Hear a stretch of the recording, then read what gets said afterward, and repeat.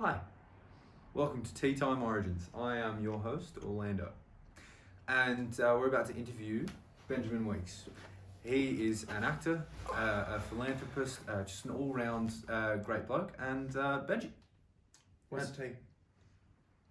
Jake? Tea? Jake, go get the fuck.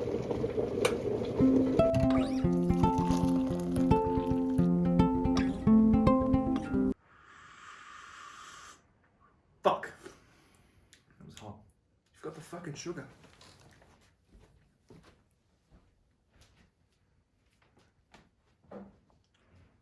Where's the sugar?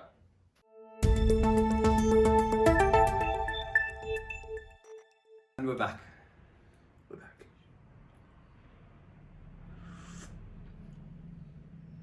Welcome to Tea Time Origins. Wow. Are you okay? Yeah, I'm fine. So, Benji, hi. Hi. How are you? Better now. Much better now, yes. How are you? Me too. I'm fantastic. So, when did you first discover you wanted to become an actor? I was 20. Came back from South America. Went back to uni. Realised how much I hated it. And decided to do What were you something. studying? Project management. Just business course at Deakin. But yeah, just didn't like it. So I thought, I went on Google, typed in acting class near me, found a 3-hour induction day in Melbourne at Brave Studios. Clicked that, went there. The rest is history, my friend. Now I'm sitting here in Bondi having tea with you. Well, I don't know if my life's gone better or worse, but we'll find out. Let's take it back to acting class. You're in acting class. You're on the first day. So there's obviously the precondition that you want to do acting, right? Yeah. You know you want to do it, but there's a big difference between doing it and Yes. being good at it and doing it. Yeah. And so, what was the point where you were like, I can do this? Yeah, I think, well, I've never done plays, never done, in school I never touched a play, never touched a drama class. I was just a normal guy on business and humanities, legal studies, and whatever. So I started doing it, and it was 3 hours, and I loved every second of it. So I thought, you know what, take the leap, sign up for an 8-week beginner's course. So I did that, and enjoyed it, worked hard, tried my best. I didn't really know much about acting, but just instincts, I guess. That's what you have at the beginning before you get the classes and the teachings. And out of 16 of us, 2 of us got put up to the next level. And I was like, Oscar winner right here, in the making. Joking, obviously. But I was like, shit, okay, that's some pretty nice news and a bit of a confidence. Wait, so you were in the top 2, or you? Yeah, I was shit me, 16? how dare you? If I was in shit 16, I wouldn't be sitting here, mate. But yeah, no, it was just me and this girl, Jackie, and we went up, did the intermediate course, and then we got put up to the advanced course. Where's Jackie now? I have no idea. Fair enough. And you got put at the advanced course, so you started to realise, okay, I've got a bit of traction here. Things are happening. Couldn't afford it. Okay. It was 10 grand, and I was like, I'm not made of money. I mean, technically still a uni student at that time, so I didn't have any money. So I was like, okay, I'm technically in these people's eyes, I'm all right. I'm not that bad. So I thought, I'll work, have a gap year, sold some real estate, worked, saved my money, and before I jumped on the advanced course, I went to London, traveling, and found an acting academy there, and that was a lot cheaper. But London's very expensive to live in, as we all know. It's disgusting. And the flights. And the as well. flights, So if you count the flights, it's what, 2,000 to return? By the time I get there, I'm already broke, so yes. Okay, but no, so it kind of just, for me, it was a lot of momentum. I've never sat there and thought, I was really good, it's for me. I just thought, I'm loving it, every second of it, every class, every scene, just talking to people and engaging with them and connecting. I love it, so why not keep doing it? Who knows if I'll make it big or small, that doesn't matter. But what did matter was I was enjoying every single thing I was doing. But when I went back to uni, because I was still doing both at the same time, I was hating that. So I thought, I've got to make a decision, and I did. And when you were in England, so you're in England, were you working at the time that you were doing this acting course? Oh yeah, I was pulling pints for about £8 an hour. So that was nice, that was fun. Just pulling pints, pizza deliveries, random stuff like that. I worked with my granddad a bit here and there. Just anything to pay the bills. Right. As I think we all in this room know, you just got to do stuff. Anything you can to make a buck. Yeah. That's what I did. Well, not everything, but True. But so that's very interesting. So you're in England, and then what's the next part of the journey there? Once you're have you finished with your uni degree at this point? No, I had a year left. I did 2 years of the project management degree, and then I thought, if I kept doing it, I'll either fail the year because I was miserable doing it, or I just call it quits there, and then go with the thing I'm loving. So I just made a quick decision and left. Haven't regretted it. Was there any? I'm always interested in the point in people's lives where they, there's a certain point where they, yes, yeah, a crossroad where people choose, okay, one or the other. Yeah. Right. And I feel, in my experience, the people that I've talked with, and chasing the riskier paths and everything like that, there's a esoteric thing or idea or bit of inspiration that makes them go, no, I'm going to take the risky road. Was there a point in time where your brain was like, bang, or was it just this gradual, like, I hate this, I'm going to do something else? I think, without getting too deep into it. We can get deep, we're having tea, mate. Yeah, that's true. My grandfather had passed, my dad's dad, he was big into the industry of like music and film in Australia, co-created Countdown, the music program that got on ABBA and everything, like in the 70s and 80s and 90s, pretty popular. So he was always very animated. That's where I think I got my generic instincts from, of just being animated and talking and loud and funny and silly. Natural talent, mate. All that. I think that's his side. Yeah. So when he passed, I just started acting, and I spoke to him in my first acting class, and on my third acting class he passed. So it like went bang bang gone. I never really got to tell him I was going to London and doing cool things like that. And when I was writing his speech at his funeral, I wrote something, and that stuck with me. It was that, and he told me this, that, and I'm paraphrasing, of course, because I don't have it in front of me, but it was something like, always pick the hardest routes or roads, because the ones with the bumps and the twists and the turns, usually at the end, it's the better things in life. Like, there's always the most fruitful things in life that, after a bit of hard work and sweat, those are the best things to be part of. Whereas if you can go down a straight path and a long road, you can see the fucking end. You just go, okay, yep, I know what it is already. Where's the fun in that? But after you get knocked back, get pulled back, this COVID stuff with all the actors and all the artists, that is, I think, the epitomizes what I just said. Like, you can go through all these twists and turns and knockbacks and upsets and all that stuff. When you get it at the end, it is going to be the greatest feeling ever. So I think that's what stuck with me, was just pick the thing that you love. Even though it's hard, you're going to get there eventually. But just, you will enjoy the challenges, and you got to try and enjoy the upsets and the negatives. So I think that. So interesting. The passing of your grandpa, sorry, Yeah. not grandma. Rest in peace, sir. She died too. Rest in peace, man. Yeah.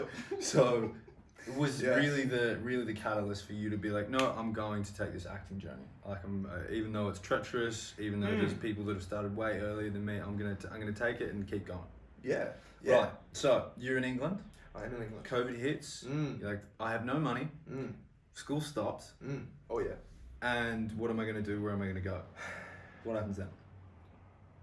Well, pubs are open, so I still went there and had a couple pints, because I realised when the school closed, then my whole reason to be in London to grow as an actor and learn Was to drink? No. that helps any artist, as we know, sometimes. But the school was closed, so first time in 25 years they shut the doors, and I was like, great. So why am I in England? I'm getting paid nothing. I live in a shithole, and I'm alone right now. So everything's good right now. So I thought I might try and stick it out. I knew some filmmakers. I did some films in Leeds and Manchester, and they were trying to do stuff. But the COVID, as we know in England, was rampant. And London was like 60,000 cases a day. So I'm sitting there thinking, I don't need to be here. I shouldn't be here.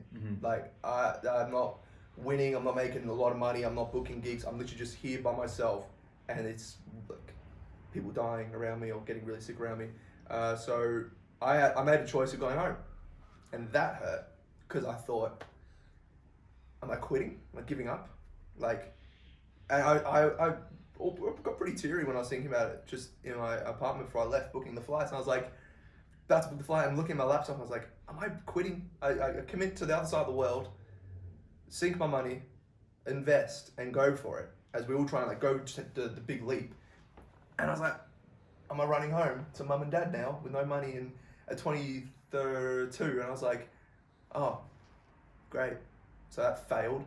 And that was in my mind straight away. I was like, I'm a failure, I didn't do it. I'm running home, and I left and quit on my dream because I thought I left Australia and Melbourne to pursue and grow and excel as an actor. But now I'm going back, so what the hell's going to happen there? Yeah. And I felt like that for a while. I definitely don't think that now. But it was tough. That was a tough decision because I thought this was the way I was going to grow and become a better actor and achieve my goals. Was in London, England, Europe, all that stuff. Mm-hmm. So you heard it here first. Benji went to London to become an actor. Failure straight off the bat. But he, you came back, obviously. Yeah. You came back. COVID was Australia was relatively untouched at the time. From COVID, yeah, definitely. Mentally, no. Not mentally untouched. But yes, okay, so you're back. You're back in Melbourne. You're back with your family, and you're trying to figure out your next move. What's happening? I was doing.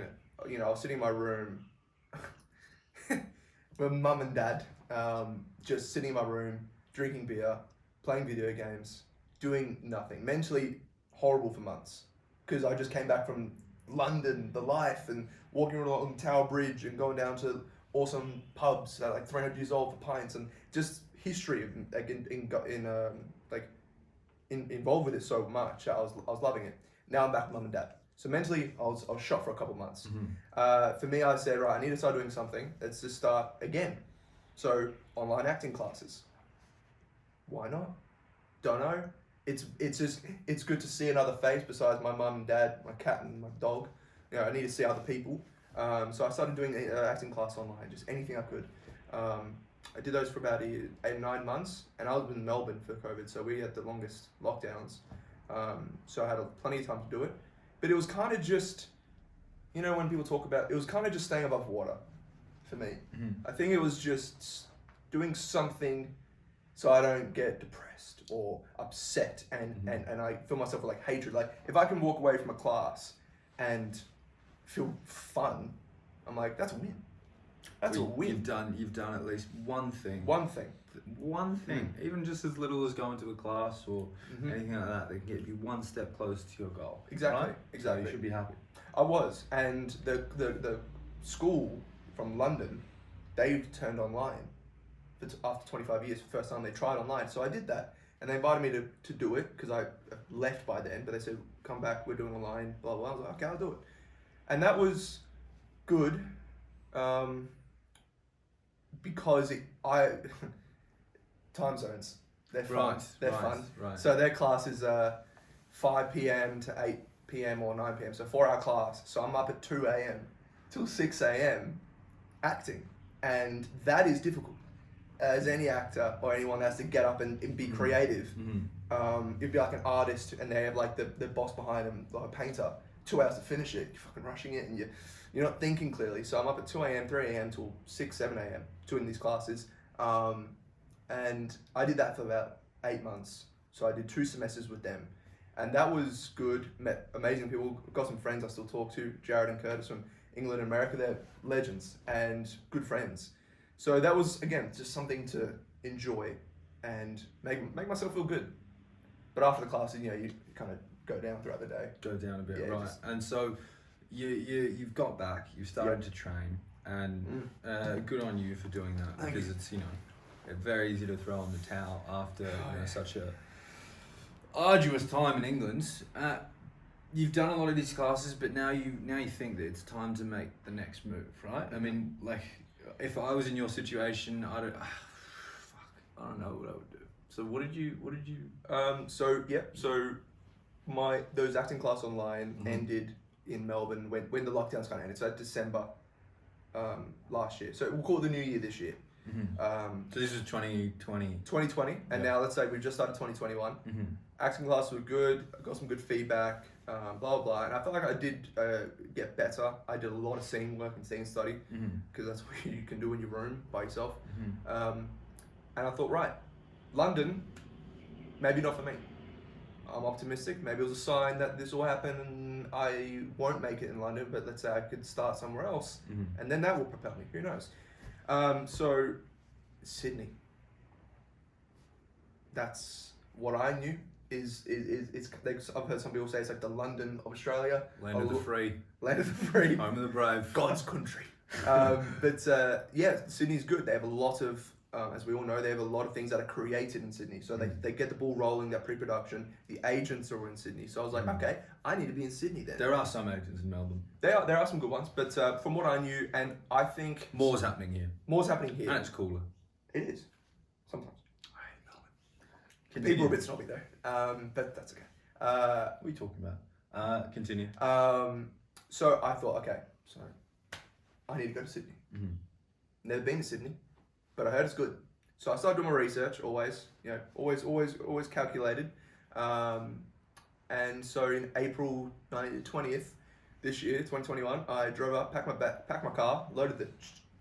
There was nowhere left in that car. It was jam-packed. And so I drove up to Sydney. And one way, never been before, found an apartment in Elizabeth Bay, and then just settled there. Just kind of jumped in the deep end. I think some people that might watch this, and you guys, I like being in the deep end. I hate tiptoeing. I just want to jump right in the middle, head first, and see what happens. Yeah, just see what happens, because I think you get more. Yeah, it's more exhilarating and fun, and people also respect that, and I respect myself for just going in and having a crack. Oh Ben, what if you don't meet someone? What if this? Oh, then I'll know by then if I don't meet them. So I drove up, and that's when I met you guys, Kalki Productions. Oh right, yes. I was looking for a showreel. My one was trash because it was a year and a half old because I was in COVID the whole time. It was horrible. Thank you. No shit. Yeah. And no, so that's when I met you guys, and Brody got me onto you guys. And shout out Brody. Brody, yep. Coffee down, please. He'd love it. So yeah, no. So I met you guys. Booked in 2 scenes, and had a ball with you guys. This is what I remember clearly. I remember I was on that exact balcony. Just out there. This is my place, by the way. And I was doing a bit of work. And my phone started ringing this random number, and I'm like, okay, hi, and it's this guy, and he's like, hi, so do you do showreels? I'm like, straight in, gotta go straight in. Yeah. He's like, I've just moved up from Melbourne. I don't think I was yelling. I was in my apartment. Long story. Hey. Long story short, I was like, yeah, no worries. We'll set up a meeting. We had a little meeting, and where did we go? Where did we go? We got some beers. Yeah, that's we right. We walked to that little spot. Yeah. That you know, but that random chair in the little grass. Yeah. And you told me a whole life story and everything like that. It was super interesting. Thank you. Just, I won't tell it again as he's just told it. But you were just, the one thing that really came across for me in terms of you as a person was you were just extremely passionate, extremely fast thinking, and you were just like, I'm just like, there's no time. I gotta make this now, baby. Let's go. Shit. Yep. Always. And I commend you for that, sir, because it takes not everyone has that urgency about them. In terms of I'm just let's keep moving. Let's not stop this train. Yeah. But okay. It got stopped too many times, I think. So that's why. But right. So you've connected with us. We turned out being friends. I think so. Acquaintances. Jake and I are friends. We're friends. We'll get there. But hey, look, room to grow. Anyways, we do a showreel. Yeah, we do a showreel. Banger of a showreel. You guys were amazing. Stop. All right. We will show that just here. Wasn't Darby involved in the drug trade? That's an unsavory world, Nick. I bet a jury would agree. Or perhaps somebody's tried to frame me. It was just so easy and calm and gentle, and the suggestions were really nice. So to go not acting in person, because all COVID, I didn't have person acting. It was just through a bloody webcam, and to go into a room of like 5 to 7 people, let's say. Lighting equipment's fantastic, and then it's like, all right, and go. But it wasn't like that. It was Was it the first time you acted on set for a while? for a year and a half. Wow. Yeah, it wasn't bad. Wasn't too shabby, you know what I mean? You can see he's a very, very modest boy. Yeah, no, I loved it. It was so easy. It was so chill. Like, I think, you know, when you pay a bit of money, and that's why showreels can be expensive, can be daunting to some people. But you know, when you spend the money and you have a day to shoot some scenes for you, for your personal selfish use, because you want to grow, right? It's all about you. You guys all came for me. So when the camera's on me, literally, and everything's on me, it was. I wasn't nervous. I wasn't like, oh, I don't want to waste my money. And you know, what if it's like 9 p.m. I'm still not happy with the shots, and then I have to pay more money for this. Like, it was just so easy and just natural that it's like I've been acting for that year and a half through COVID in person. I just sat there and I was like, that's good. You as my scene partner, excellent. And it was just easy. So yeah, I recommended you guys already to a few people. All right, you can undersell us a bit. Jesus, mate. Well, We're I'm not gonna holding get- a gun to your head, I'm gonna all get right, a bit- mate? Fucking I want a hell. bit of commission out of it. But The agent. awesome. So we filmed your showreel. You did a fantastic job, as you already know, and as you guys have seen as well.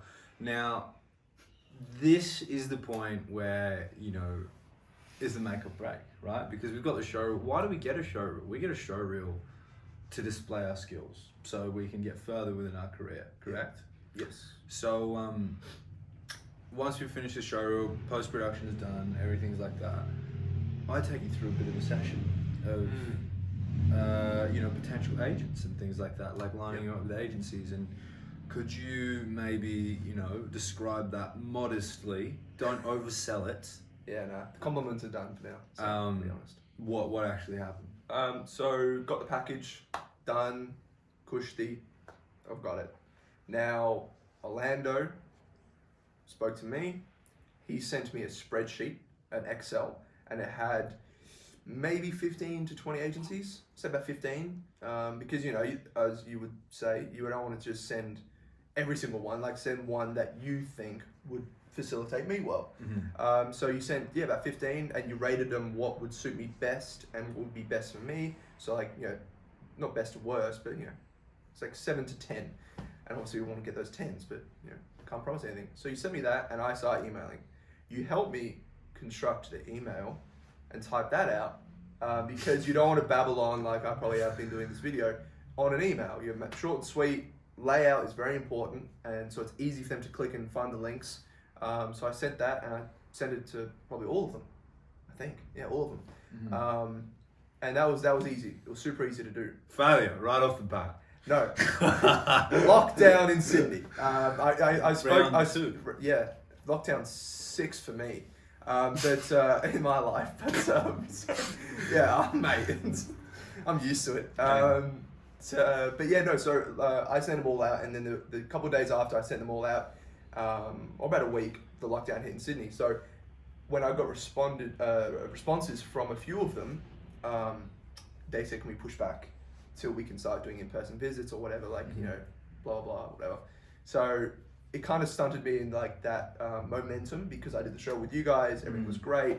We were talking about doing scenes together and short films and stuff like that. And I was like, yes, it's starting to happen. And then, bang, lockdown. Go sit in your apartment again, drink beers, and play games. I was like, all right, this is what I've been built for the past year and a half. But no, it wasn't too bad. I got contacted with TCM agency, who, after that whole lockdown and communicating and trying to, before we go to the awesome, juicy, the fruit, the steak of the video. Let's go to the branches of the tree. So basically, when we're in that time of lockdown, right? I was getting like, you know, a few calls from you, and you're like, bro, what's like, you know, this isn't quite, you know, moving. There's nothing happening, and da da da da da. Now, as an actor, Yes. 99% of our job is waiting, right? You're waiting to be represented. then you're waiting to get a job. And then you got a job, then you're waiting to go for it to do the job to start. And then you get the job and you're on there, and then you're waiting to start shooting. And then you finish shooting, and then you're waiting for the next scene. And you just keep waiting and waiting and waiting, right? Yeah. It's 99% of our job. Yeah. And I think what I was really, really pushing on with you was how to wait well. And could you maybe describe your tactics for that I may have taught you, or you learn by yourself, in like waiting well and telling the audience the best ways to wait well, because it's inevitable within this industry, right? Yes. Yeah. Well, what you said with I definitely took that on when you said like just before you wait to get the role, the audition, the this. Like there's like 10 stages of different types of waiting, which is great. It's like 1% acting, but very crucial 1%. But for me, it was just the notion, and especially nowadays for younger people and whoever's doing the arts industry, that notion of got to have the house by 30, got to have the wife by this, got to have the this, got to have the that, and then you're doing well in life. All my family is like that, and I love them for it. But for me, I definitely changed my mindset and wanted to tell myself that. Actually, I had a very good conversation with my girlfriend about time and waiting. And look at it this way: we all go to school.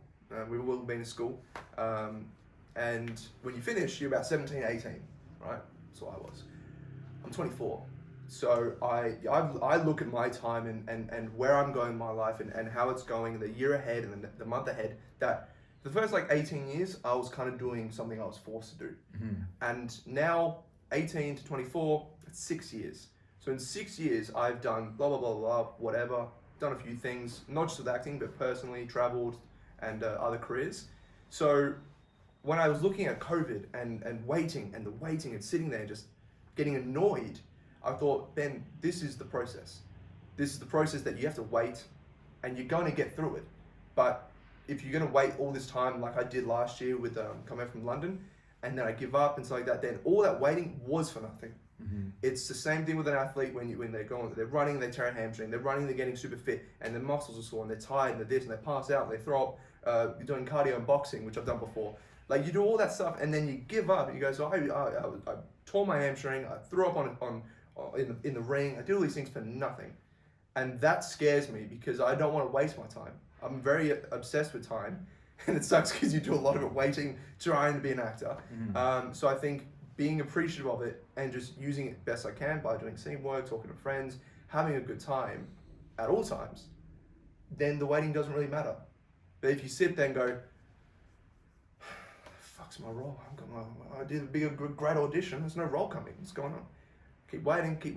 You're going to miss everything that goes on around you. Your friendships, the going out for a walk this morning, go and have a coffee with your mum. Like all these cool things that you should enjoy. Focus on that, because when the time comes for you to then pursue your career again, pick up acting, like I did moving to Sydney, that's when it's going to happen. But just sitting here patiently and getting annoyed, it will benefit nothing. You will achieve nothing. That's one thing to your credit, though. I'm going to be sort of real with you here, because the first time I had that conversation with you, I was like, I got off the phone, I'm like, this guy is impatient. And the perhaps and the journey of you, like through this whole time that we've had together as friends, and all this friends. This whole journey we've had together in growing your acting career and helping you grow as a person and an actor. You've become more patient and appreciative, and I think that is really conducive to your ability to focus on the positives more and more and more. Because when I first had that call with you, it was like, okay, I know, and that first conversation, you're focusing on the negatives, right? And it's actually a biological thing.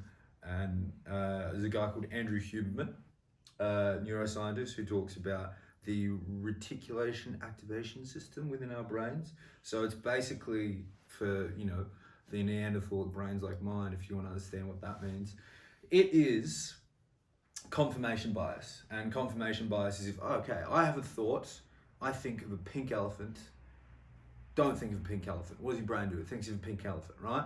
So whenever you think, oh, my life sucks, I'm not going to fucking do well, things aren't happening quick enough, your brain is going to unconsciously look for everything that isn't quick enough, good enough, and everything like that. And my journey of knowing you has gone from like Benji's like all focused on negatives, and now he's fucking all the way to the positives, and fucking look what's happened.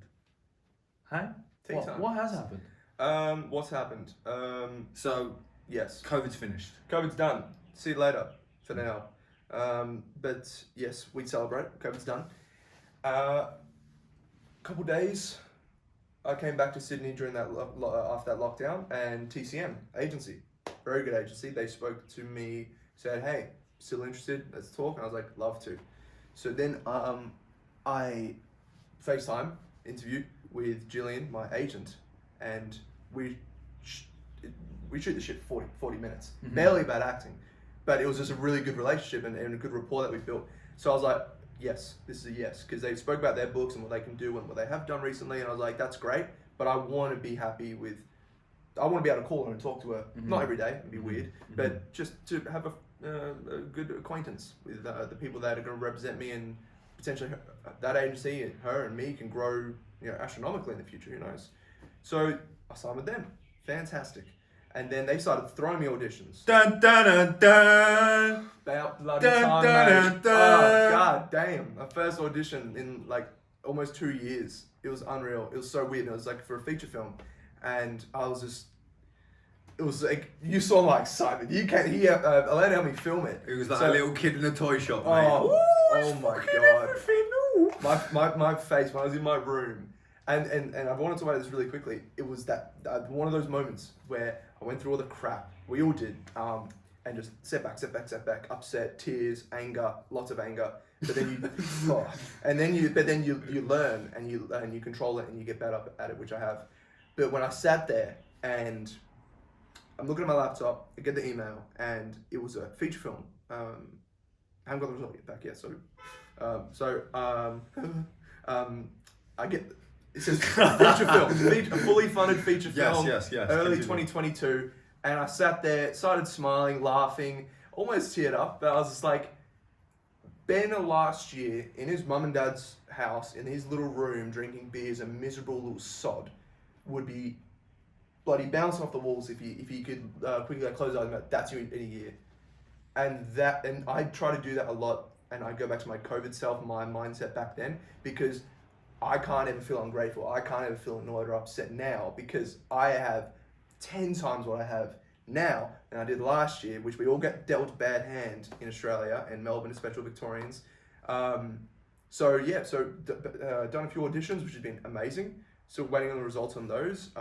And now I got casted in a paid short film with Kauki, with you guys.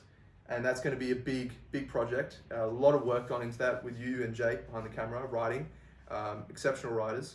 So that's exciting. I think that's going to be towards the end of the year, maybe early next year, who knows. And yeah, just a few things like that. That's it. That's what we're doing.